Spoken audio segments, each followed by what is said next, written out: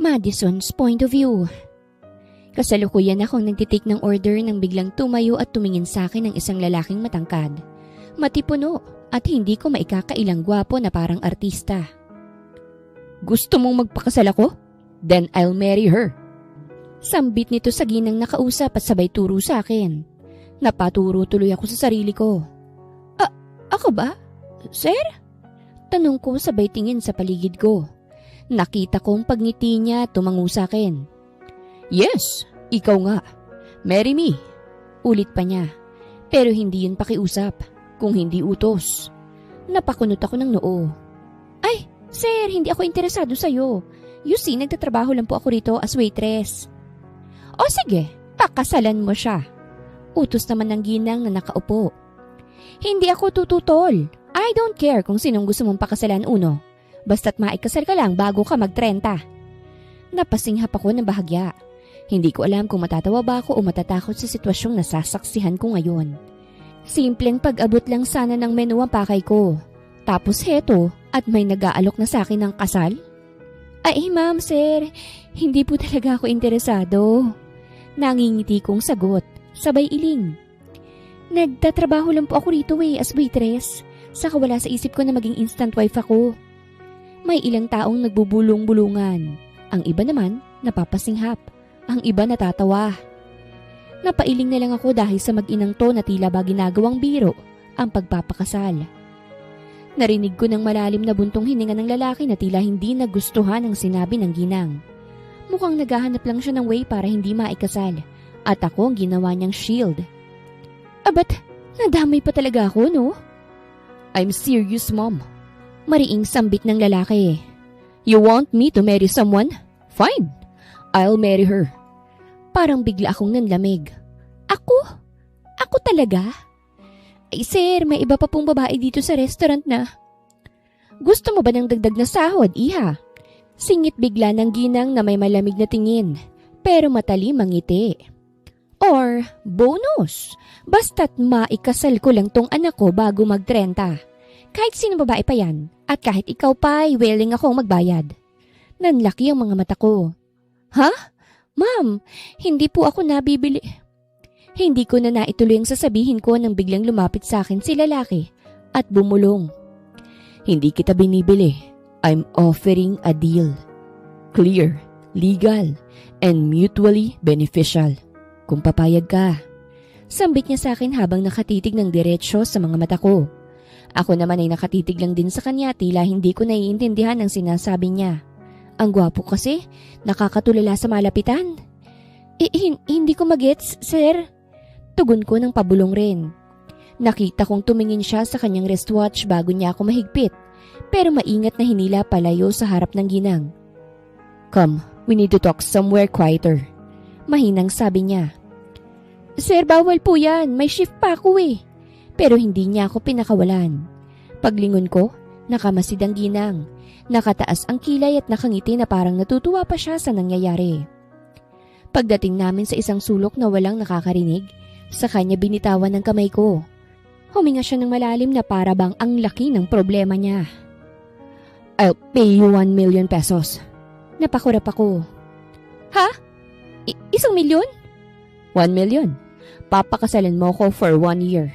After that, automatic annulment. Clean break. Wala kang responsibilidad. Wala ring emotional attachment. Just a contract." Dire-diretsyong sambit ng lalaki. Tinitigan ko siya mula ulo hanggang paa. Halatang mayaman siya pero baka naman scam to. Hindi ako papayag na maskama, no? "Sir, hindi po ako gold digger." Pagsakay ko sa trip niya. "Wala naman akong sinasabing gold digger ka. That's my offer. Kapalit ng 1 taong kasal." Napalunok ako. Bakit ako, sir? Marami naman diyang willing. Marami namang mayayaman, sosyal, model, influencer, babae na mas bagay sa'yo. "Because you're ordinary." Natigilan ako. "Excuse me? Parang sinabi mo na ring pangit ako ah." Nakita kong natawa siya ng bahagya. "Hindi sa akin galing yan. Sa'yo." But... "Wait, hear me out first." Kaya ikaw kasi ordinaryo ka lang na tao. Ulit niya. And ordinary means simple. Walang drama. Walang hidden agenda. Walang habol sa pera ko. I'm safe with you. Hindi ko alam kung ma-offend ako o maaawa sa tono niya. 1 million. Ulit niya sa mas mababang tono. Paid up front. I'll handle everything. The papers, ceremony, even your job. After a year, you're free. Napahawak ako sa dibdib ko habang pinakakalma ko ang sarili ko. Hindi ka ba scammer? Mahina akong tanong. Nanlaki ang mga mata niya. You think I'm a scammer? Didn't you know me? Umiling ako. Hindi artista ka ba? Inilabas nito ang cellphone niya. And in fairness, naka-iPhone 17 Pro Max siya. Kalalabas lang niyan, day. That's me. Sabay turo niya sa search bar and images na nasa browser. Napanganga ko. Ikaw pala yan? Ikaw pala si Uno Madrigal? Bigla ay gulat kong sambit. Nagkibit balikat siya. Napahinto naman ako. Kung ikaw yan, di bilyonaryo ka, tapos pakakasalan mo ko. Baliw ka na ba? Nagulat ako sa tanong ko kaya't napatakip ako sa bibig ko. Joke lang. Tanong lang naman yun. Grabe ka naman sa baliw. Sorry, bakit ba kasi kailangan mong magpakasal ka agad-agad? Napabuntong hininga siya't napahilot sa sentido. Birthday ko na next week. And I'm going 30. Ang mami ko kasi may paniniwala na kapag nag-30 na ako't hindi pa kasal, wala na raw pag-asang magkapamilya pa ako. Second reason, kapag wala akong asawa when I turn 30, ang kumpanya namin mapupunta sa tito kong gahaman. Napatango ako. Kaya pala, ang hirap naman pala ng sitwasyon mo. So? Tanong niya nang nakataas ang kilay. Deal? Narinig ko ang malakas na tibok ng puso ko.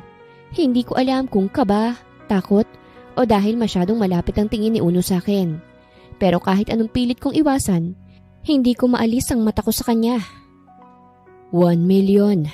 Bulong niya ulit, para bang inaakit ako sa halagang makukuha ko. And I'll make sure you're protected for the whole year. Protected? Tanong ko't napakunot ang noo. Yes. Tiningnan niya ang kamay niyang kanina lang ay nakahawak sa akin. Hindi kita gagalawin. Hindi kita hahawakan nang hindi mo gusto. Hindi rin kita gagamitin para sa kahit ano pang drama ng pamilya ko. You'll just be my wife, on paper. Nastak ako sa salitang wife. Magiging asawa ko ng bilyonaryo ng ganito kadali? Totoo ba talaga to? Bakit parang ang dali sa'yong magsabi ng kasal? Hindi ko mapigilang itanong. Hindi ka ba natatakot na after 1 year, baka hindi umayon sa kontratang mangyayari? Ngumiti siya pero bakas ang lungkot. Hindi ako natatakot. Kung papayag ka, we'll have rules. Clear ones. No strings attached. No expectations. No real marriage. Just a contract. Dagdag pa niya. Pero... You'll have your own room. Patuloy niya pa. Your privacy, your boundaries. And you can keep your job if you want. Though I can offer something safer and better paid. Inabot niya ang wallet niya. Kinuha ang isang business card at iniabot sa akin. Ngunit hindi ko yun agad kinuha. Mag-isip ka na muna, sabi niya. Hindi kita pipilitin. Kinuha ko ng business card at binasa ko ron ang pangalan niya. Contact number at company name. O sige, payag na ako. Sambit ko bago siya tumalikod. Hindi ko alam kung saan ko hinugot ang lakas ng loob. Pero nang tumingin sa akin si Uno, may kung anong kumislap sa mga mata niya. Hindi ko maintindihan kung tuwa, ginhawa o desperasyon. Hindi niya ako binigyan ng pagkakataong umatras. Hinawakan niyang muli ang puso ko. Let's go. Ha? Saan? Sa table, sa mom ko. Kailangan niyang marinig. Ngayon agad? Halos pabulong kong ani. Yes, matatag niyang sagot. Before someone tries to change your mind. At bago pa ako makapag-react, narating na namin ang mesa nila. Elegante pa rin nakaupo pa rin ang ginang na parang isang reyna. Tumigil siya sa paghigop ng tea nang makita kaming papalapit. Uno didn't waste a second. Mom, seryoso niyang sabi. Hawak pa rin ang pulso ko na para bang pag binitawan niya itatakbo ko. We'll get married. Ako'y nashock pa sa bulgarang sinabi ni Uno. Dahilan kaya't napatingin ako sa paligid at napayuko ng bahagya dahil sa hiya. Kung nandito lang ang kaibigan ko, tiyak na sasabihin na ang buhok ko'y singhaba ng traffic sa EDSA. Samantalang ang ginang naman ay nagningning ang mga mata na parabang tagumpay to sa nangyayari. Oh! Sabi ng ginang at kaagad na pangiti ng malapad. Sa wakas! Uno anak, finally you made a decision. Pero ako, parang nalunok ko ang sarili kong hininga. Ano nga bang pangalan mo, iha? Tanong ng ginang sa akin. Madison po. Hinila ko ni Unong palapit kaya't halos mapadikit ako sa braso niya. She agreed. The wedding will be as soon as possible. Mas mabuti yon, sagot ng ginang na halatang excited. I'll inform the lawyers and we'll start with the preparations. Mom, sambit ni Uno ng may respeto. She wants a simple ceremony. Nilingon ako ng ginang na parabang sinusukat kung deserve ko ba yon o hindi. Simple? Oh well, sige. As long as it's legal, I don't care about the rest. Huminga ako ng malalim, pero bigla akong napahigpit ng kapit sa palda ko nang maramdaman kong yumakap si Uno sa bewang ko. His touch was warm and gave the vibes of a possessive husband. Talaga bang magiging asawa na ako ngayon ng isang bilyonaryo? Tanong ko sa isip ko sabay kurot sa pisngi ko. Ouch! Mahina akong daing.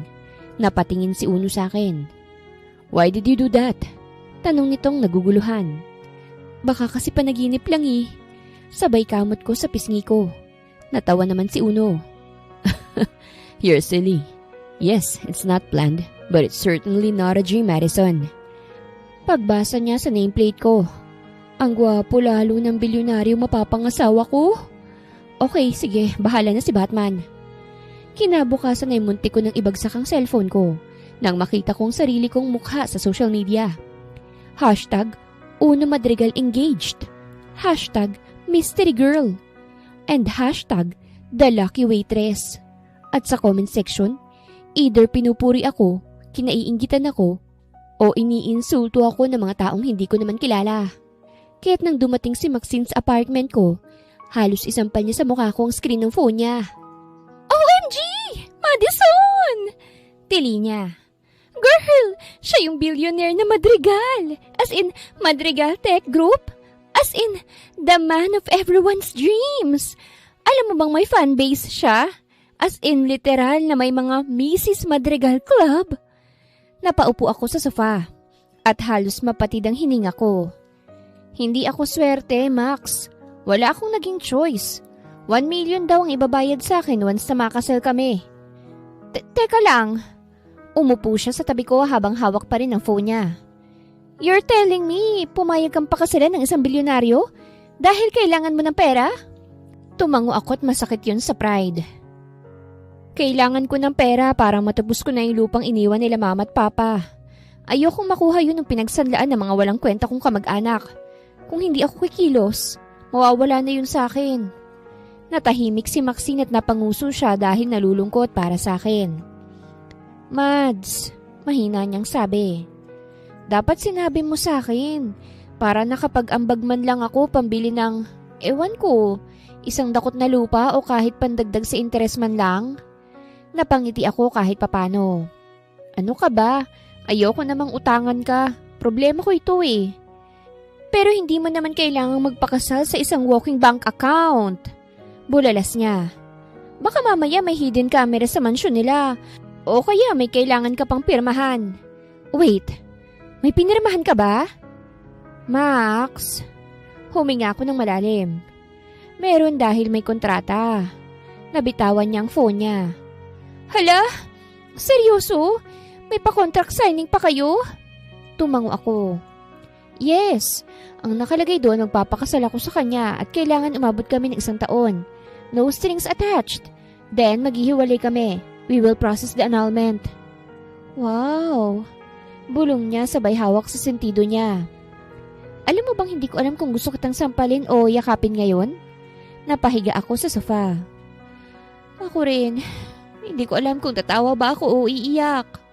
Sabay-sabay namang nag-vibrate ang phone ko. Maxine pick it up at napataas ang kilay niya. Uy! Nag-message si Uno! Kinikilig nitong sambit. Napabangon akong bigla. Ha? Anong sabi niya? Binasa ni Maxine ang message. Pero bago pa niya sabihin, dahan-dahan siyang napangiti. Oh my gosh, girl! You need to breathe! Maxine, ano nga kasi? Binasa niyang text messages ng malakas. Hey Madison, pack your things. I'm picking you up in 30 minutes. Mom wants you to stay at the magical residence starting tonight for security. Napalunok ako. Girl. Nakangiti ngayon si Maxine at namumula ang pisngi. Simula ngayon hindi ka nalang basta si Madison. Ha? Ako pa rin naman to ah. Gaga, syempre ikaw pa rin yan. Ang ibig kong sabihin ay ikaw na si Madison Madrigal. Fiancé ka na ng isang bilyonaryo. And the world will be watching. At doon ko lang na-realize kung gaano kalaking pagbabago sa buhay ko ang pinasok kong ito. Well, makikinabang din naman ako sa pera. That's all I need. Ilang oras pang nakalipas ay tapos na akong mag-ayos sa mga gamit ko. A black luxury car just parked outside. At habang nakatingin ako sa bintana ay parang lalabas ng puso ko dahil sa kaba. Madison! Bulong ni Maxine habang sumisilip sa bintana. Holy freaking money! Andito na siya! Sambit nito sabay na palunok.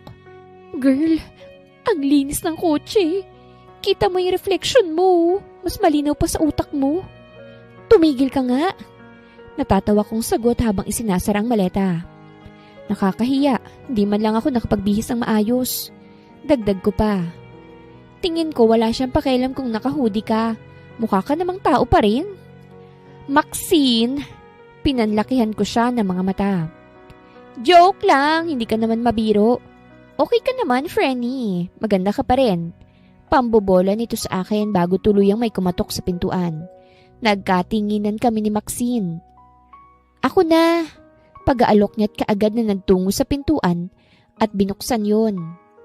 Kaagad kong nakita si Unong nakaitim na long sleeves, nakaayos ang buhok at halatang galing sa isang meeting na for sure ay milyon-milyon ang nakataya.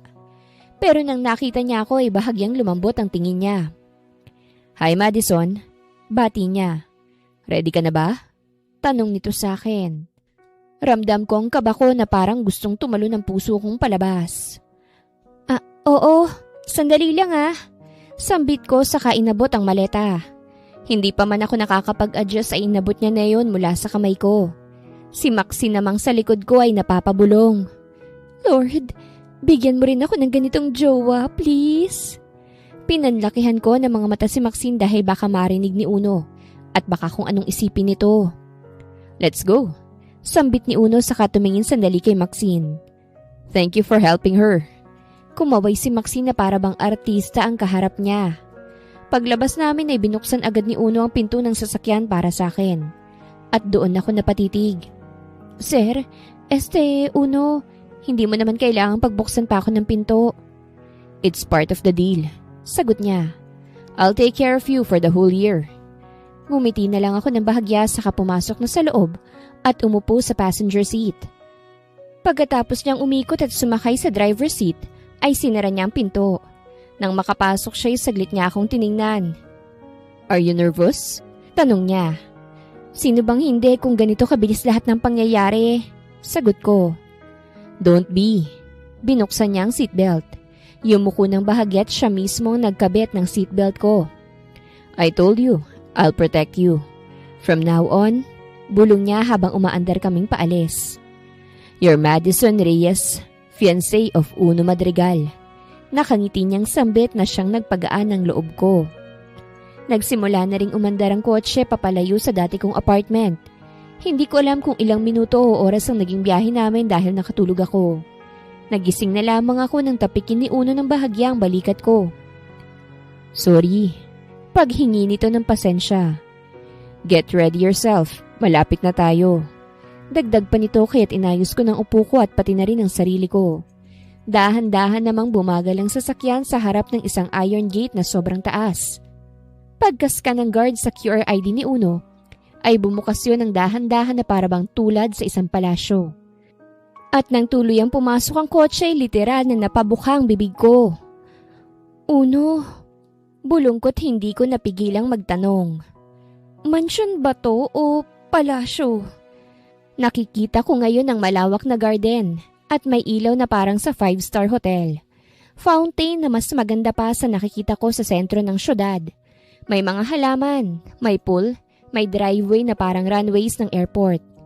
Umiling siya ng konti at napangiti. It's home. Home? Halos mapasigaw ako.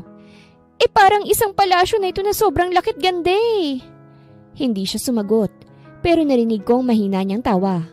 Paghinto ng sasakyan sa harapan ng main entrance, ay agad lumapit ang dalawang lalaki para salubungin kami. Binuksan nilang pinto at tumingin sa akin ng may magalang na ngiti. Good evening, young madam. Bati nila. Young madam? Halos masamid ako sa hangin. Narinig ko ulit ang mahinang tawa ni Uno habang binubuksan niya rin ang pinto niya. Lumabas ako ng sasakyan sa kapinasadahan ko ng tingin ng buong mansyon at parang nawala ang hininga ko. Ang mansyon mismo ay modern elegant, malaki, ginto ang trimming ng mga bintana. Kahit ang tiles ay sobrang linis, para bang salamin. May malalaking chandelier sa main entrance na nakikita ko lang sa mga website. Uno, bulong ko. Hindi ako handa. Baka mamaya pagpasok ko matrigger ang emergency alarm kasi mukha akong hindi taga rito. You're my fiancé, sagot niya agad. You belong here. Automatikong tumigil ang puso ko ng 3 segundo dahil sa sinabi niya. Anyway, para ka siya nga. Kinikilig na sambit ko sa isip ko. Bago pa ako makasagot ay bumukas na ang malaking pinto at lumabas ang mami ni Uno. As usual, elegante pa rin ang pananamit nito na parabang isang reyna. Ako lang yata ang mukhang katulong dito ah. Bulong ko sa isip ko. Oh, iha! Welcome to the Madrigal Residence. Malapad ang ngiti niya. Nakaprepare na ang guest room. Fiancé room mo. Fiancé room? Nauutal kong tanong. May ganun po ba? Yes! Sagot ng ginang. Proud. Next to Uno's room of course. Para mas madali kayong mag-uusap habang piniprepare ang wedding. Napatingin ako kay Uno at nakita ko siyang tumango. Come inside. Dagdag pa niya. I'll give you a tour. We have a lot to discuss. Wedding planners will arrive tomorrow. Pagpasok ko sa loob ng mansyon ng Madrigal, parang gusto kong magtanggal ng tsinelas kahit naka-rubber shoes ako. Hindi ko alam kung saan ko ilalagay ang mga paa ko dahil baka mamaya may matapakan akong mas mahal pa sa buwan ng renta ko. Pero di pa man ako nakakapag-react sa laki ng mansyon ay nagsimula ng mami ni Uno sa tour. Dito ang main hall, banggit niya habang nakangiti. Imported ang marble galing sa Italy, lahat ng lightnings customized. Napamura ako sa isip ko. DIY chandelier lang ang meron ako sa apartment eh. Wow, yun lang nasabi ko. Sumulyap sa akin si Uno ng may halong amusement. You'll get used to it. Sambit nito na parabang alam niyang naninibago ako. Hindi ako sigurado. Pabulong kong sagot. Lumakad kami papunta sa hallway na punong-puno ng paintings na halatang hindi nabili sa Divisoria. This is our art gallery, paliwanag ng ginang. Our family collections.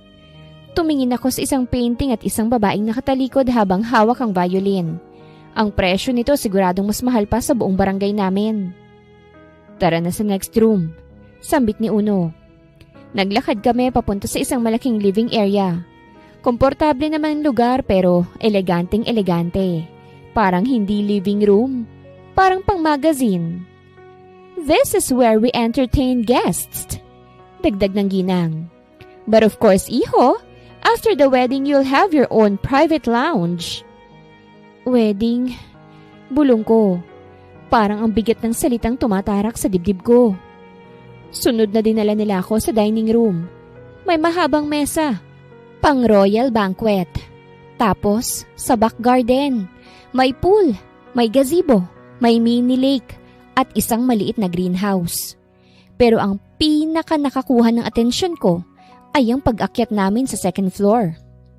"This will be your room, Madison," sabi ng mami ni Uno habang binubuksan ng isang pinto. Napahinto ako't halos hindi nakapagsalita sa nakikita ko. Mas malaki pa ito sa buong apartment na tinitirhan ko. May queen-sized bed, soft lighting, balcony, sariling CR na parang pang-hotel, at walk-in closet na pwedeng tirahan ng 5 tao. Ma'am? Nanginginig kong sabi. Sigurado po ba kayo na para sa akin to? But of course! Sagot niya. Fiancé ka na ng anak ko. At isa pa, call me mommy. Tumingin ako kay Uno na nakatayo sa pintuan para lang makumpirma ko kung alam ng mami niya ang kontrata namin. That's just temporary kasi kapag mag-asawa na tayo, sa isang kwarto na tayo matutulog. Sabay kindat ni Uno na kaagad ko namang naintindihan. Exactly! Sagot ng ginang na walang kamalay-malay ang dalawa na alam nito ang totoo. At para sa ginang, ay forever ang gusto niya para sa dalawa. Hindi bastang kontrata lamang. O siya sige, kayo na muna rito at may aasikasuhin pa ako. Iniwan kami saglit ang mami niya para tumawag sa wedding planner. At nang masarang pinto, kaming dalawa na lang ni Uno ang natira. Nakahalukip-kip ito habang nakasandal sa pader. Ako naman, nakatayo sa gitna ng room at hindi ko alam kung anong susunod kong gagawin. You okay? Tanong niya. Hindi, diretso kong sagot. Pero I'm trying. Tumango siya. You did great downstairs. Huh? Wala naman akong ginawa. You survived the entrance. Nakangiti siya ng konti. Trust me, that's something. Huminga ako ng malalim. Uno, sigurado ka ba talaga rito? Sobra. Seryoso ako. Seryoso rin akong maging asawa ka. Lumapit siya ng isang hakbang. Madison, listen. I know this is overwhelming. But I'm not going to let anyone hurt you. Not my family, not the media, not anyone. Napatingin ako sa kanya at dun ko na-realize. No matter how cold or calculative he seems, there's something in his eyes na nagsisilbing, he means it. From now on, patuloy niya, I'm responsible for you. And when the year ends?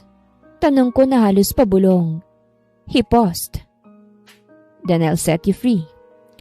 Pero may kakaiba sa tono niya. Hindi ko alam kung bakit pero parang may lungkot na hindi niya sinasabi. Rest for now, dagdag niya. I'll send someone to bring your dinner here. At paalis na sana siya nang pigilan ko. Uno, lumingon siya. Thank you, sambit ko. Sandaling tumigil ang oras. Hindi siya ngumiti pero lumambot ang ekspresyon ng mukha niya. You don't have to thank me, Anya. We're a team now. At tuluyan na siyang lumabas ng pinto. Ako naman ay naiwang kinikilig at nagtatatalon sa ibabaw ng malambot na kama hanggang sa matumba ko. Hi, Lord! Walang taong hindi mai-inlove kay Uno kung ganun siya kagwapo. Kinikilig kong sambit. Halos isang oras akong nakatitig sa kisame bago kumatok ang isang maid sa pinto.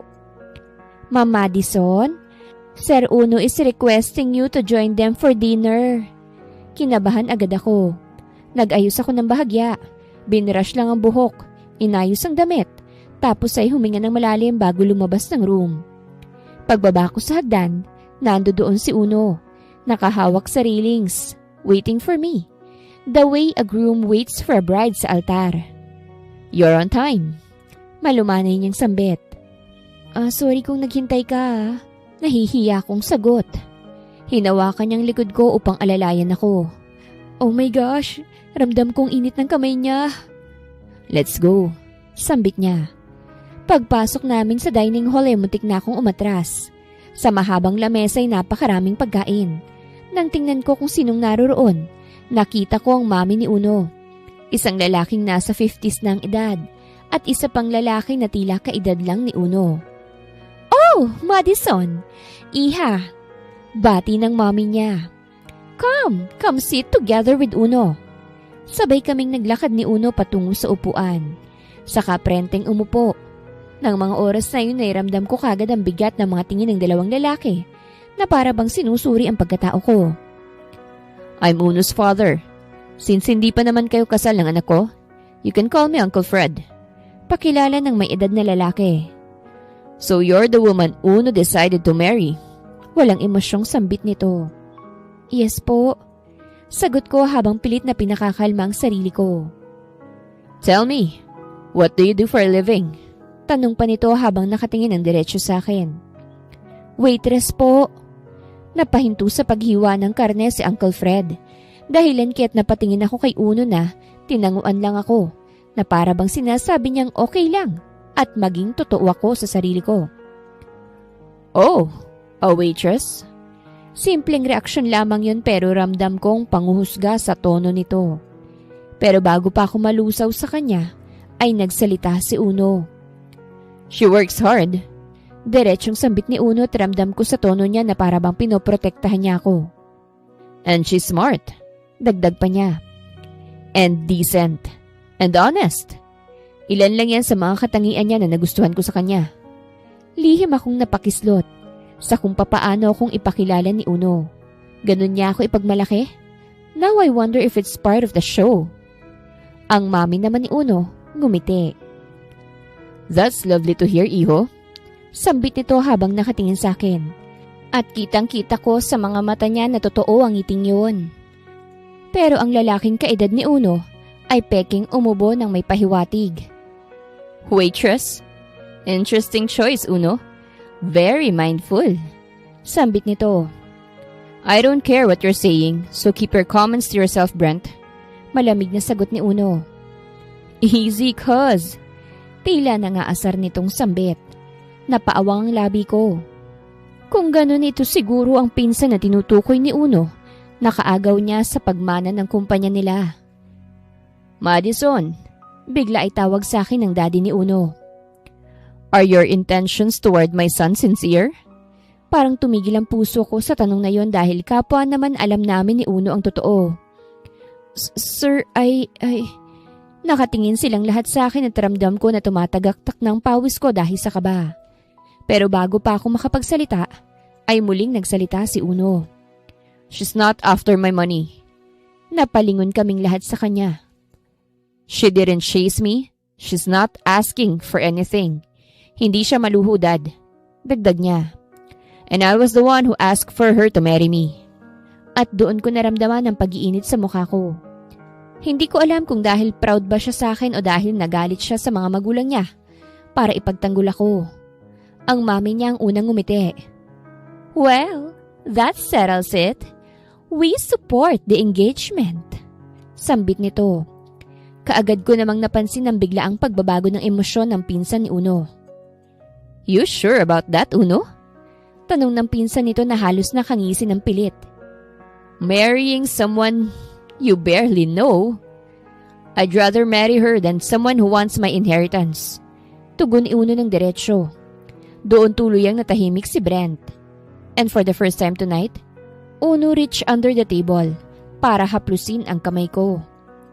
You're safe. Bulong niya ng sobrang hina na halos ako lang nakarinig. Malumanay akong napangiti at gumaan ang pakiramdam dahil matapos nun ay kumain kami ng hindi ako ang pinag-uusapan.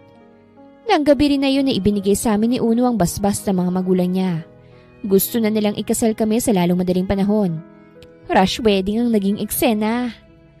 Halos wala pang 3 araw ay handa ng lahat. Para akong natulog lang tapos kinabukasan kasal ko na. Habang nakatitig ako sa malaking salamin ay halos hindi ako makapaniwala sa itsura ko. I am now wearing a white dress. Nakaayos ang buhok, naka-makeup, at parang ibang tao ko ngayon. Napapitlag ako nang biglang may kumatok sa pintuan. Come in. Mahina akong sambit kahit hindi ko alam kung sinong kumakatok. Nang bumukas ang pintuan ay kaagad kong nakita si Uno. Napatitig ako sa kanyang mukha dahil mas gumwapo siya kaysa sa usual niyang ayos. Nakasuot ng simpleng black suit at tumayo lang sa tabi ng kama at tinitingnan ako. Magiging asawa ko ba talaga tong gwapong nilalang na ito? Tanong ko sa isip. Pumasok si Unong nakangiti. Hi, mahina akong bulong. Bakit ka nandito? Di ba bawal tayong magkita? Kasi may kasabihan na baka hindi matuloy ang kasal. Hindi lang matutuloy ang kasal kung tatakas ka. Tatakas ka ba? Tanong nito. Napangiti naman ako. Hindi, syempre. Sabay yuko ko at ramdam kong nanginginig ang kamay ko. Relax, Madison. Tonight is just for the ceremony. Nothing else. Huminga ako ng malalim. Okay. Tumayo siya sa tabi ko at dahan-dahang ibinaba ang kamay niya sa kama. Remember, I'll follow the rules. You don't have to do anything you don't want. This wedding is just a formality. Sambit niya habang nakatingin sa akin. Ramdam ko ang init ng boses niya. Uno, sigurado ka ba rito? 1 taon lang tapos our contract ends? Tanong ko.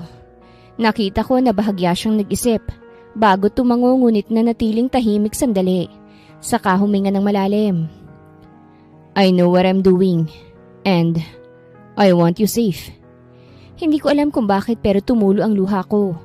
Hindi dahil sa takot o excitement, kung hindi dahil sa kabila ng lahat ng yaman, impluwensya at kontrata. Siya lang nagpakita ng pakialam sa akin. Kahit palangit at lupa ang sitwasyon namin. Tumayo siya at marahang hinawakan ng kamay ko at inalalayan niya akong tumayo. Sabay kaming lumabas ng room at dumiretso sa main hall for the simple ceremony. Walang halos tao at tanging magulang lang ni Uno ang naroroon. Nagsimula ang seremonya ng napakabilis. Hanggang sa idiniklara na kaming mag-asawa. Ay, thank you Lord! Salamat po't kasal ng anak ko. Wala nang ibang iisipin pa. Sambit ng mami ni Uno nang matapos ang kasal. Honey, ikaw naman kasi ni-stress mong masyadong sarili mo rito kay Uno. Sinabi ko naman sa'yo na mahahanap din niya ang babaeng gusto niyang pakasalan. Sambit naman ni Uncle Fred. Let's go! Mag-celebrate tayo. Kumain tayo sa restaurant. Masayang sambit ng mami niya. Mami, kayo na lang po ni Daddy. Uuwi na po kami ni Madison. Sambit ni Uno na ikinakunot ng noo ko. Gutom na rin kasi ako, wala pa akong kain dahil ayokong magmukhang butete sa suot kong white dress. Ha? Bakit naman? Takang tanong ni Mommy. Syempre, it's our honeymoon night. Ayaw niyo bang magkaroon kagad ng apo? Nanlaki ang mga mata ko sa sinabi ni Uno at pakiramdam ko. Ay uminit bigla ang pisngi ko dahil sa hiya. Natawa tuloy si Daddy Fred. Yan! Ganyan nga anak. Bigyan mo kami kagad ng apo. Naku, ikaw talaga. O sige na nga, i-enjoy mo muna ang gabi niyong mag-asawa. Sambit naman ni Mommy saka nagpaalam at tumalikod na ang mga ito. Pagkaalis sa mga magulang ni Uno, ay kaagad ko siyang hinampas ng mahina sa braso. Ow, why did you do that? Tanong nito na habang hinihimas ang braso niya. Ikaw loko ka rin. Anong gagawa ng apo? Wala yan sa kontrata Sambit ko sa kainirapan siya. Dahilan ko lang naman yun para hindi na natin sila makasama. At isa pa, tumingin itong bigla sa paa ko. Paltos na yung mga paa mo dahil sa heels na suot mo. Napakagat ako sa ibabang labi ko. Kanina pa talaga ako nasasaktan dahil gumagasgas yung suot kong heels sa balat ko. Ganito naman kapag bago yung heels tapos hindi pa ako sanay na magsuot ng ganito. Dahil sa trabaho, flat shoes lang naman ang gamit namin para iwas disgrasya. Kaya ko pa naman na... Hindi ko na natapos ang sasabihin ko nang bigla niya akong buhatin ng pa-bridal style. Hoy! Uno! Baba mo ako! Sigaw ko. Huwag ka nang malikot dyan. Ayokong mas lumala pang paltos mo sa paa. Ayokong mas masaktan ka pa. Natigilan ako sa pagpitlag at natahimik sa sinabi niya. Ramdam na ramdam ko kasi ang pag-aalala at pag-aalaga niya sa akin. Like, makakatagal ba ako ng 1 taon nang hindi nahuhulog kay Uno? Abat walking green flag siya Dahan-dahan niya akong isinakay ng kotse at hindi na ako umangal pa. Nang nag-drive siya, dumiretso kami sa isang mansyon na minsan na naming napuntahan. Isa raw yun sa mga namana ni Uno. Regalo na rin dahil bubuo na ito ng isang pamilya. Nang makarating kami, hindi pa kami nakabababa nang biglang tumunog ang tiyan ko. Sorry, nahihiya kong sambit. Gutom ka? Don't worry, I'll cook for you. Sambit ni Uno bago bumaba ng kotse. Nang pagbuksan niya ako ng pintuan at maglalakad na sana akong palabas, ngunit binuhat niya akong muli. Ibaba mo na ako, Uno, kaya ko naman eh. Naiilang kong sambit. No, I like to do this. Mapilit nitong sambit. Hindi na ako muling umangal pa. Nang makarating kami sa salay, kaagad niyang tinanggal ang suot kong heels. Nagsugat at nagdugo na oh. Baka sa boses niya ang pag-aalala. Umalis siya at saglit lang nang bumalik siya at may dala ng medicine kit. Inangat niyang paako at isinampa sa tuhod niya habang nakaluhod siya. Uno, nakakahiya. Mahina akong sambit. Huwag kang mahiya. Asawa na kita, kaya't kailangan ingatan kita. In sickness or in health nga, di ba? Hindi na ako nakasagot pa dahil hindi ko alam kung kasama pa ba sa kontrata namin ang sinasabi niya. Basta't ang alam ko lang na mga oras na yun ay sobrang bilis ng tibok ng puso ko na para bang sasabog anumang oras. Aw! Daing ko nang punasan niya yun ng bulak na may alkohol. Pasensya na, kailangang lagyan ng alkohol para iwas impeksyon. Tugon ni Uno sa kamarahang hinipan ng paa ko na may sugat. Ang lalaking to, sanay na sanay magpakilig. Nang matapos linisin ni Uno ang sugat ko'y tumayo na ito. Wait here, magluluto ko na makakain natin. Sambit niya sa akin na siyang tinanguan ko. Ilang minuto ang lumipas bago ko narinig ang mahinang kalansing ng mga pinggan mula sa kusina. Nakaupo lang ako sa sofa. Tahimik pero magulo ang isip. Hindi pa rin ako sanay sa ideyang asawa niya ako, lalo na't kontrata lang naman ang lahat. Maya-maya pa'y bumalik na si Uno. May hawak na tray na may 2 plato at isang mangkok ng mainit na sabaw. Dinner is ready. Nakangiti niyang sambit. Ha? Ikaw lang mag-isang nagluto? Gulat kong tanong. Of course. Gusto kong siguraduhin na malinis at masarap yung kakainin mo. Sagot niya na para bang napaka-normal lang ng lahat.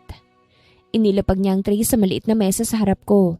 Saka niya ako tinulungan na umusog ng konti. Dahan-dahan lang baka sumakit pa ang paa mo. Paalala niya. Umupo siya sa tabi ko. Pagtingin ko sa plato, simple lang ang pagkain. Steak, mashed potatoes, at gulay. Pero mukhang maayos ang pagkakaluto. Ang bango, hindi ko mapigilang sambit. Tikman mo muna bago ka humusga. Biro niya. Sumubo ako at hindi ko napigilang mapapikit sandali. Masarap. Mahina akong sabi. Napangiti siya. Good, kumain ka pa. Kanina pa kumakalam yan tiyan mo. Tahimik kaming kumain sa umpisa. Tanging tunog lang ng kubyertos ang maririnig. Paminsan-minsan ay sinusulyapan niya ako na para bang tinitiyak kung okay nga lang ba ako. Masyado ka namang nakatitig. Nahuli ko siyang sabi ko. Checking lang kung nahihirapan ka ba. Sagot niya. Sabihin mo lang kung may kailangan ka. Napabuntong hininga ko. Uno, hindi mo kailangan gawin ng lahat ng to. Alam mo naman kung bakit tayo ikinasal. Tumigil siya sa pagkain at dahang-dahang tumingin sa akin. Alam ko yun. Sagot niya sa kalmado pa ring boses. Pero kontrata man o hindi, magkasama tayo sa iisang bubong. Ayokong pabayaan ka. Hindi ko alam kung anong isasagot kaya't tumango na lamang ako at muling kumain. Pagkatapos namin kumain, inabot niya ang baso ng tubig sa akin. Busog ka na? Tanong niya. Oo, salamat sa masarap na pagkain. Ang galing mong magluto. Tumayo siya at kinuha mga pinagkainan namin. You're welcome, my wife. Magpahinga ka na muna at aayusin ko lang ito. Habang pinapanood ko siyang maglakad papunta sa kusina, hindi ko maiwasang mag-isip. Hanggang saan ba talaga ang hangganan ng kontrata namin? At bakit pakiramdam ko, umpisa pa lang pero malabo nang masunod ko ang isa sa mga rules. Ang bawal mahulog. Makalipas ang ilang sandali bumalik si Uno mula sa kusina. Come, mahinahon niyang sambit. Iahatid na kita sa kwarto. Tumayo ako pero agad niya akong inalalayan. Hindi na niya ako binuhat pero nakahawak ang kamay niya sa bewang ko. Sapat lang para masuportahan ako. Pagpasok namin sa kwarto, bahagya akong natigilan. Malawak ang silid. May malaking bintana at malamlamang ilaw. Sa gitna nito'y 2 kama, magkalayo ng konti. Pareho ang ayos, malinis at maayos. 2 kama? Hindi ko napigilang itanong. Yes. Sagot niya agad na para bang inaasahan niya na ang reaksyon ko. I don't want you to feel uncomfortable hanggat hindi ka ready. At isa pa, I respect your privacy. Bahagya akong nakahinga ng maluwag. Salamat. Mahina akong sambit. Tinulungan niya akong maupo sa kama na mas malapit sa pinto. Ayan na ang kama mo, sabi niya.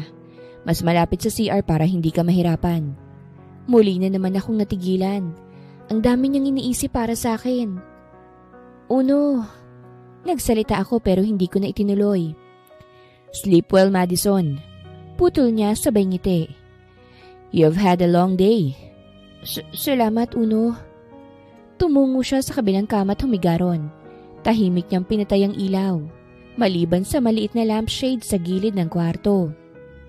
Kinabukasan, nagising ako sa liwanag ng araw na pumapasok mula sa malaking bintana.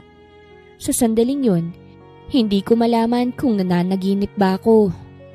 Mahigpit kong hinawakan ng kumot at ramdam ko ang lamig nito sa balat ko. Pero mas nangingibabaw ang kaba sa dibdib ko.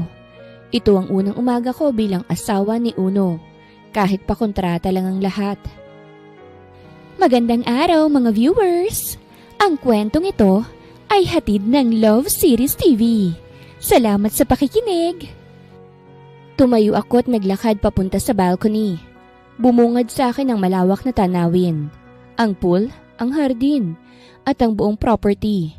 Hindi ko napigilang huminga ng malalim at pilit inaalis ang bigat na unti-unting bumabalot sa akin. Bigla kong naramdaman ng isang presensya sa likod ko.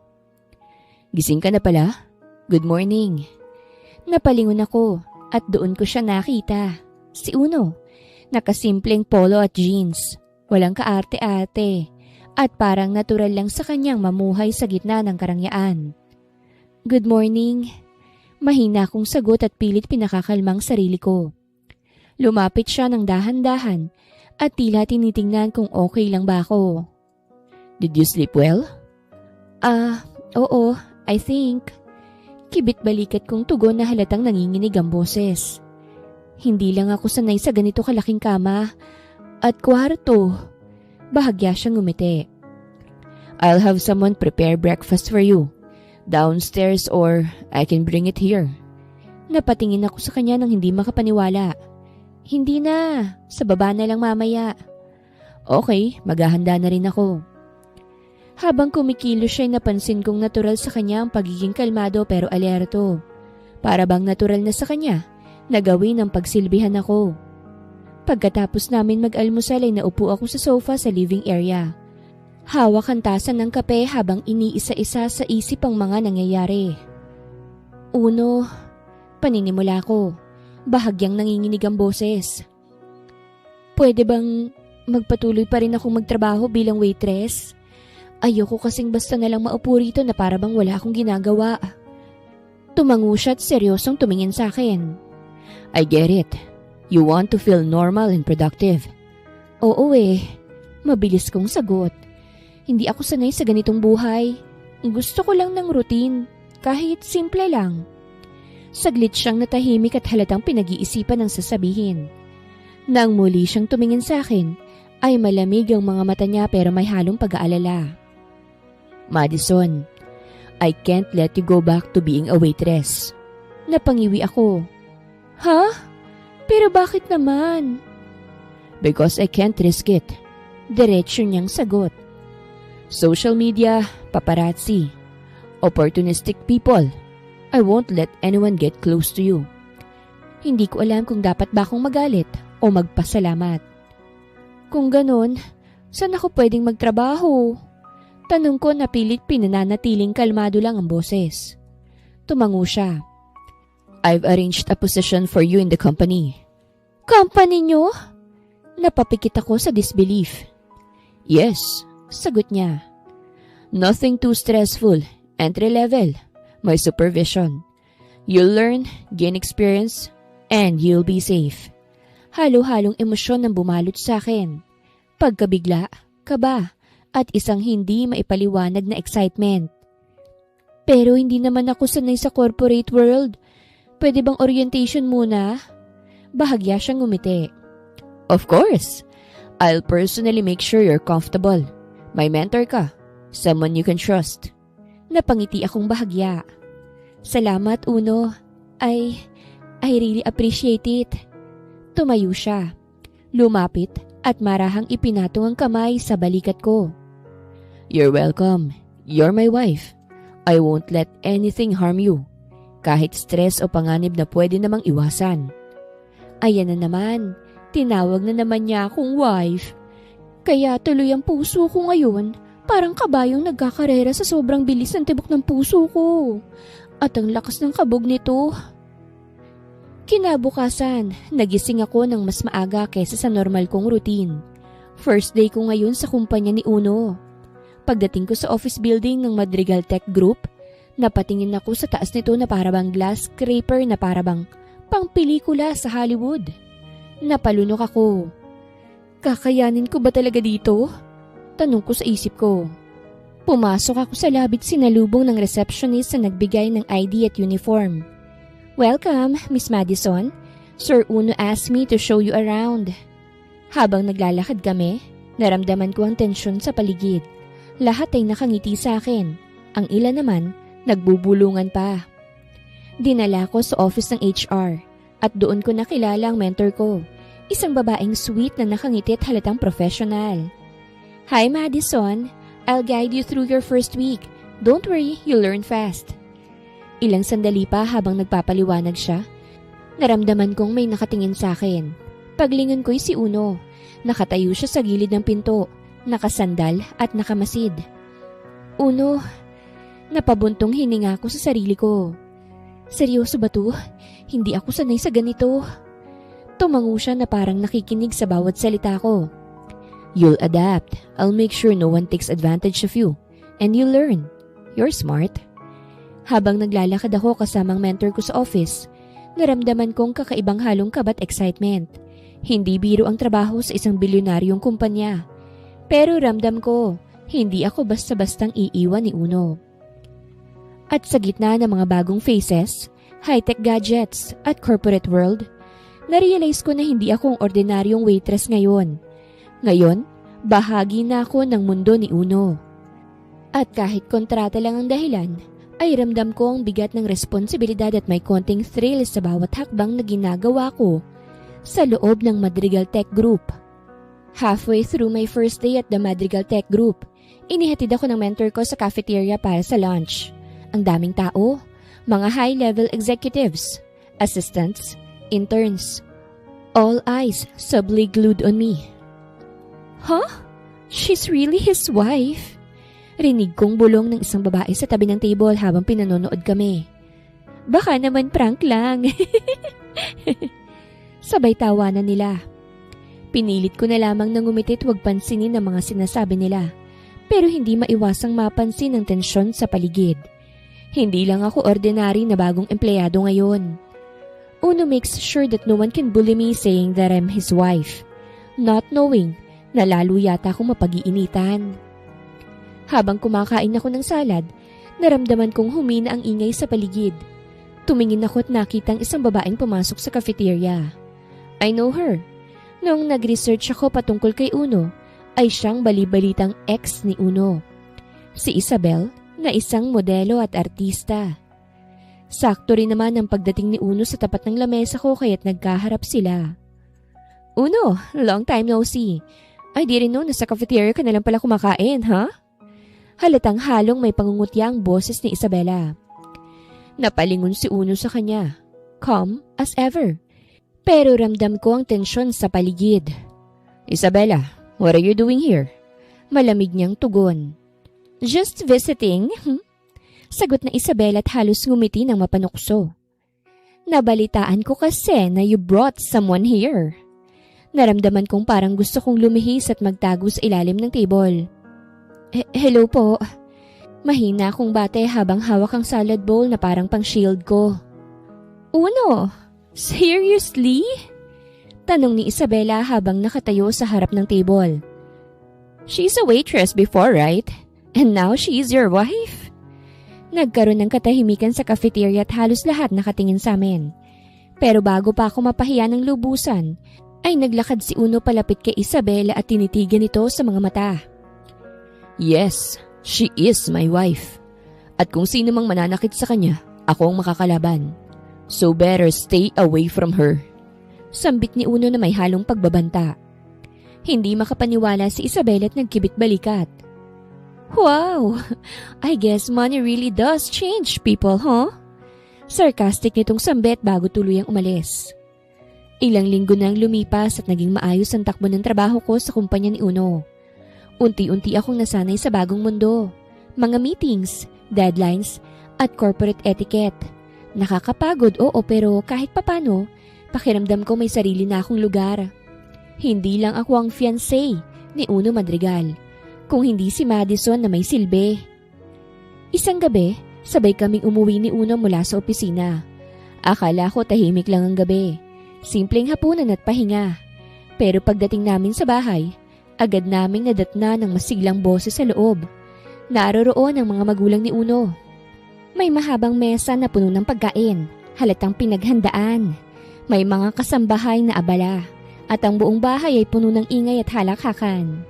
Surprise!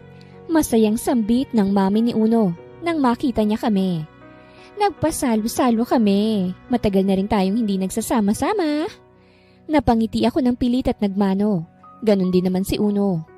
Wala akong magawa kung hindi ang sumama at umupo sa tabi niya sa hapag. Habang kumakain, panay ang kwento ng parents niya tungkol sa negosyo, sa mga plano ng pamilya, at sa kung gaano sila kasaya na sa wakas ay may asawa na si Uno. Hanggang sa biglang ngumiti ng makahulugan ang mami niya tumingin sa aming dalawa. So, simula nito, tila may inaabang ang reaksyon. Kailan niyo naman balak bigyan ng apo ang mom at daddy? Natigilan ako. Tumatakbong panahon. Dugtong pa nito. Dalian niyo na. Excited na kaming magkabibi sa pamilya. Parang biglang nawala ang hangin sa baga ko. Napahinto ako sa pagnguya. Halos mabulunan. Mabilis akong inabutan ng tubig ng mami ni Uno pero ramdam kong namumula na ang mukha ko. Napansin kong pag-igting ng katawan ni Uno sa tabi ko pero hindi ko na hinintay ang sasabihin niya. Excuse me po. Mahina akong sambit at pilit na ngumiti. Sumama po yata yung pakiramdam ko eh. Aakit lang po muna ako. Hindi na ako naghintay ng sagot mula sa kanila. Tumayo ako agad at mabilis na naglakad palayo. Pagdating ko sa kwarto, isinara kong pinto at sandaling napasandal doon. Baby, isang salitang kailanman ay hindi naging bahagi ng kontrata.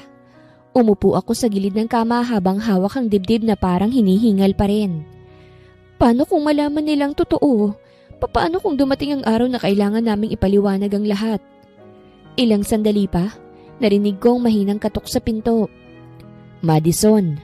Tawag ni Uno sa pangalan ko pero may halong pag-aalala. Can I come in? Hindi ko agad sinagot. Huminga muna ako ng malalim sa kamarahang nagsalita. O sige, pasok ka. Dahan-dahang bumukas ang pinto at pumasok si Uno. Tahimik niyang isinara yun sa likod niya bago lumapit sa akin. Nakatayo lang ako sa gilid ng kama. Nakayuko. Pilit inaayos ang gulo sa isip ko.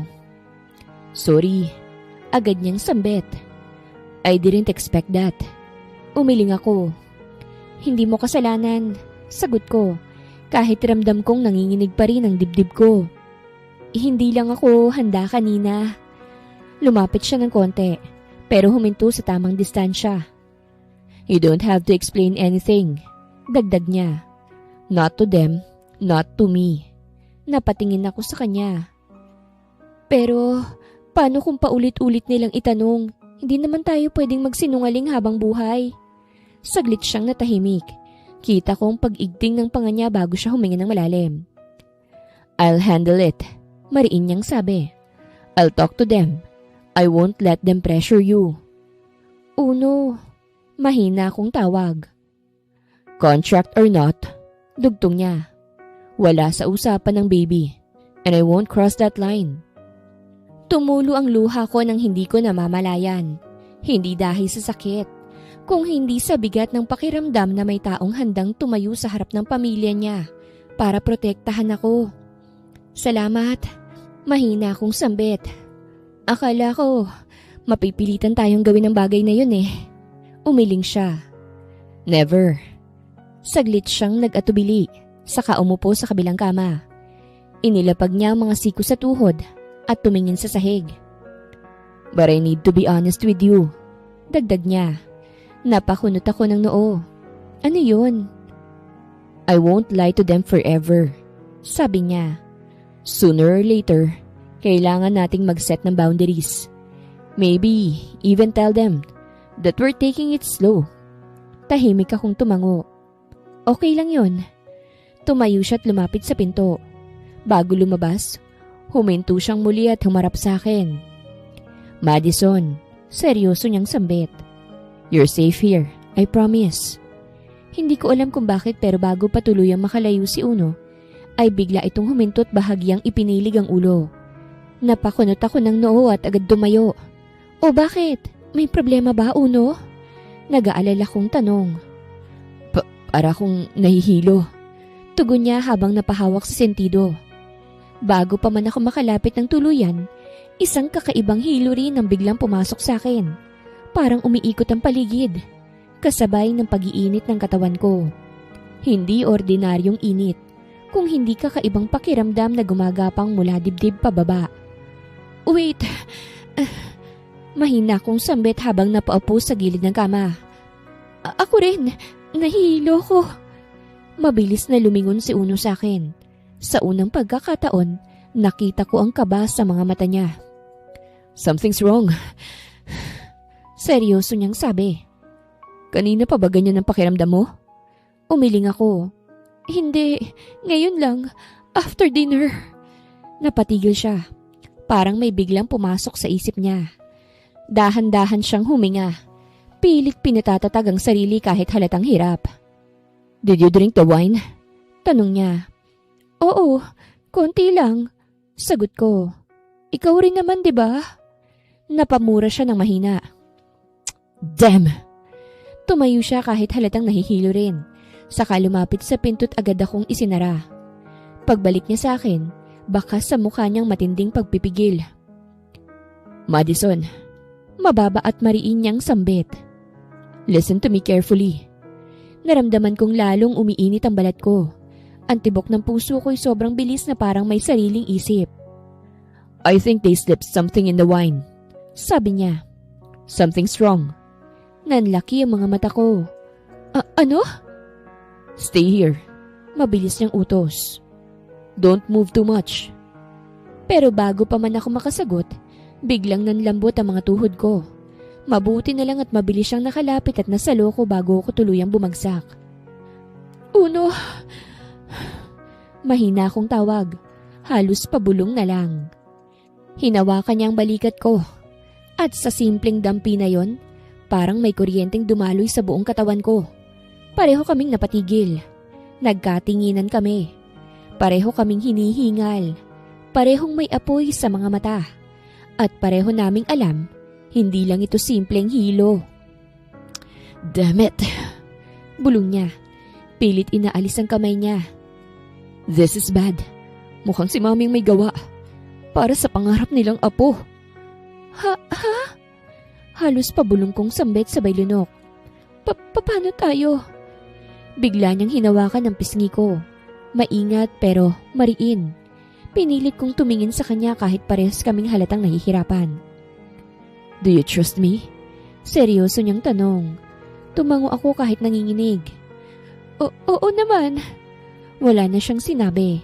Mabilis ngunit maingat niya akong inalalayan papunta sa shower room. Pagpasok namin, agad niyang binuksan ang gripot sabay kaming tumapat sa malamig na buhos ng tubig. Napasigaw ako ng marahan sa gulat. Mabilis na nabasa ang buhok at damit ko. Pero kahit ganun, parang lalo lang umiinit ang katawan ko. Para bang hindi sapat ang lamig para patigilan ang kakaibang apoy sa loob. Just breathe. Mariing sabi ni Uno. Nakapikit. Parang ipinipilit ang sariling manatiling kalmado. Look at me. Just focus on breathing. Sinubukan kong sundin siya. Huminga ako ng malalim, paulit-ulit, kahit ramdam ko ang panginginig ng mga kamay ko. Nakatayo lang siya sa tapat ko. Hindi lumalapit, hindi humahawak. Maliban sa sandaling inilapit niya ang kamay niya sa pader sa tabi ko. Parang nagpapaalala ng distansya. This is not happening. Mariin niyang sambit. Halos parang wala sa sarili niya. I won't let it. Lumipas ang ilang sandali. Hindi ko alam kung ilang minuto ba o segundo lang. Hanggang sa unti-unting humupa ang hilo ko. Mabagal pero ramdam kong bumababa ang init sa katawan ko. Kahit may natitirang panghihina. Ayos ka na ba? Tanong niya. Maingat pa rin ang boses. Oo, medyo. Sagot ko. Pagod pero malinaw na ang isip. Tumango siya sa kaagad lumingon palayo. Parang binibigyan ako ng espasyo. Kinuha niyang tuwalya at inabot sa akin nang hindi tumitingin. Dry yourself, sabi niya. I'll call the doctor. And tomorrow, I'll deal with my parents. Napatingin ako sa likod niya. Sa lalaking piniling pigilan ng sarili. Kahit malinaw na parehas kaming nadamay sa plano ng iba. At bago pa siya tuluyang makalabas, ay hinabol ko siya't niyakap mula sa kanyang likuran. Ramdam ko ang biglang pag-igting ng katawan niya. Huminto siya sa paggalaw, parang pinipigilan ng sariling huminga ng malalim. Madison, what are you doing? Maingat niyang tanong, halatang naguguluhan at nag-aalala. Hindi ko inalis sa mga braso ko. Sa halip, isinandal ko ang noo ko sa likod niya. Pinikit ang mga mata ko habang sinasabi ang matagal ko nang iniisip. 1 taon lang ang kontrata natin, Uno. Mahina akong sambit. At ayokong dumating ang araw na magsisisi ako dahil puro takot lang ang pinili ko. Tumahimik siya. Gusto ko. Dugtong ko. Nanginginig pero buo ang loob. Pumapayag na ako kahit wala sa kontrata. Gusto kong makitang magiging supling natin kung papayag ka. Mabilis siyang humarap sa akin, halatang hindi makapaniwala. Hawak niya mga balikat ko. Mariin pero maingat. Parang sinisigurong totoo ang naririnig niya. Are you sure? Tanong niya. Seryoso ang mga mata. Once we do this, there's no turning back, Madison. Tumingin akong diretsyo sa kanya. Walang biro, walang alinlangan. Yes, sagot ko. I want to do it, Uno. Gusto kong magka-baby sa'yo. Matagal siyang hindi nagsalita. Tinitigan lang niya ako. Parang sinusukat ang bawat salita, bawat emosyon. Pagkatapos, dahan-dahan niyang inilapat ang noo niya sa noo ko. Then listen to me. Mahina ngunit mariin niyang sabi. Hindi ito dahil sa pressure. Hindi dahil sa mami ko. Hindi dahil sa kontrata. Huminga siya ng malalim. This will be because we both choose it. Tumango ako. Marahan niya akong niyakap at sinimulang halikan ang aking noo. Hanggang sa sakupin niyang labi ko gamit ang labi niya. Nang mga oras na yun ay muling bumalik ang init na nararamdaman namin kanina. Mas doble pa dahil bawat haplos ay parang apoy na nakakapaso. Pero masarap. Nang gabing yun ay mas pinili kong pagkatiwalaan ng puso ko. Buong puso kong ibinigay kay Uno ang sarili ko. Hindi dahil sa kontrata, kung hindi dahil ayokong magkaroon ng pagsisisi sa huli. After all, alam ko namang hulog ng loob ko sa kanya. Oo, inaamin kong mahal ko na si Uno. Kinabukasan, nagising kaming pareho na may kakaibang gaan sa dibdib na parang unang beses akong huminga ng walang takot. Maingat akong niyakap ni Uno mula sa likuran. Waring natatakot na baka magising ako at maglaho ang lahat. Good morning, my wife. Bulong niya na puno ng lambing. Napangiti ako at bahagyang humarap sa kanya. Good morning. Tahimik muna kaming nagkatitigan. Para bang pareho naming sinisigurong totoo ang lahat ng nangyari. Walang kontrata sa pagitan namin. Wala munang usapan tungkol sa obligasyon o papel. Tanging kaming dalawa lang. Umupo kami sa kama at nag-usap ng masinsinan. Doon ko naramdaman ang lalim ng desisyong pinili namin. Hindi dahil sa pressure, Hindi dahil sa pamilya, kung hindi dahil sa amin. Pagkatapos, tumayo si Uno at kinuha ang isang sobre mula sa drawer. Alam ko na agad kung ano yon, ang kontrata. Sa harap ko, tahimik niya itong binuksan. Sa kanya marahang pinunit ang papel hanggang tuluyan itong maging pira-piraso. Wala na yang silbi. Sambit niya habang diretso ang tingin sa akin. Hindi ko na kailangan yan. Napasinghap ako. Ha? Uno? Lumapit siya at hinawakan ang mga kamay ko. Madison, kailangan mong malaman ng totoo. Huminga siya ng malalim. Parang binubuksan ng isang lihim na matagal niya nang itinatago. Matagal na kitang kilala. Simula niya. Bago pa ang lahat. Regular customer na ako sa restaurant. Palagi kang nasa sulok na mesa. Laging tahimik. Laging mag-isa kapag break time. Akala mo hindi kita napapansin. Pero bawat pagpasok mo, alam ko na. I was the one who anonymously gave you flowers. Itinigil ko lang noong natakot ka na kasi naisip mo na baka masamang tao ako. Nanlaki ang mga mata ko. Ikaw? Ikaw pala yun? Tumango siya ng may munting ngiti. Dun pa lang, nahulog ng loob ko sa'yo. Dahil simple, masiyahin, at totoong tao ka. Matagal na kitang pinangarap, Madison. At nang dumating ang pagkakataon, kinuha kong chance na yun. Biglaan man ang alok ng kasal pero ang nararamdaman ko, hindi kailanman naging biglaan. Nangilid ang luha ko. So, ang lahat ng to? Hindi kasi sinungalingan. Putol niya sa marahan na boses. Ang kontrata lang ang peke. Ang nararamdaman ko sa'yo, totoo na mula pa noon. Hindi ko na napigilan ang sarili ko. Yumakap ako sa kanya ng mahigpit na parabang ayokong pakawalan siya ng sandaling yon. Sa unang pagkakataon ay malinaw sa akin ang lahat. Hindi ako napadpad sa buhay ni Uno dahil sa papel o kasunduan. Nandito ako dahil pinili niya ako. At sa wakas, pinili ko rin siya.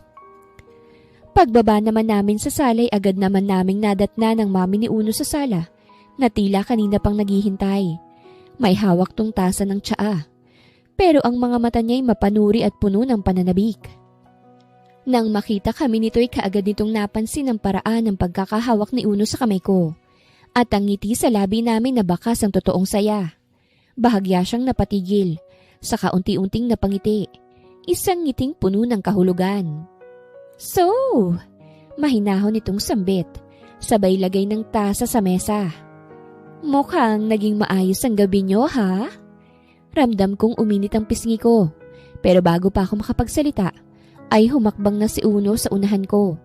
Bahagyang inilagay ang sarili niya sa pagitan namin. Mom, seryosong sabi ni Uno. We need to talk. Ngunit imbis na mabahala, lalo pang lumambot ang ngiti ng mami niya. Tumayo ito't lumapit sa amin. Ay, anak! Sabi nito, halatang tuwang-tuwa. Hindi mo na kailangang magpaliwanag. Kita ko na. Napatingin to sa akin at sa unang pagkakataon, wala roon ang mapanuring tingin kung hindi saya at tagumpay. Success palang plano! Dagdag niya, hindi maitago ang tuwa. Matagal ko nang hinihintay to eh. Huminga ng malalim si Uno. Mom, kahit na anong nangyari kagabi, desisyon namin yun. Hindi dahil sa plano nyo. Tumango ang mami niya, pero hindi nabawasan ang saya sa mukha. Oo naman, ang mahalaga, masaya kayo. At mukhang sobrang saya pa nga. Hindi na ako nakapagsalita. Hawak lang ni Uno ang kamay ko at hinalikan niya yon. Makalipas ang 1 taon, matapos kong manganak ng malusog na sanggol ay nakaupo kami ni Uno sa hospital room. Hawak-hawak ang bagong silang naming sanggol. Napakaliit niya. Ang mga kamay at paa, halos kasing laki lang ng mga daliri ko. Marahang humihinga. At sa bawat hininga niya, ramdam ko ang init at tibok ng puso niya. Dahan-dahan kong idinikit ang baby sa aking dibdib. Hi, Lucas. Bulong ko. Nangingiti kahit may luha sa gilid ng mata. Hi, baby. Mommy loves you. Si Uno, nakatayo sa tabi ko. Marahan niyang hinawakan. Binuhat niya ang baby ng marahan para masilip ang mukha niya. Napangiti siya ng malalim, halatang puno ng pagmamahal. Ang liit niya, pero ang tibok ng puso niya, ramdam ko na agad. Bulong ni Uno, saka ako tiningnan. Madison, salamat. Salamat sa'yo, sa regalo na ito. Hinawakan kong kamay niya tumingin sa kanya.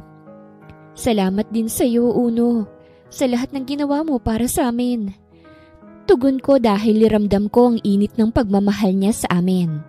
Dahan-dahan niya kaming niyakap ng marahan at pinipilit na maging maingat sa bawat paggilos.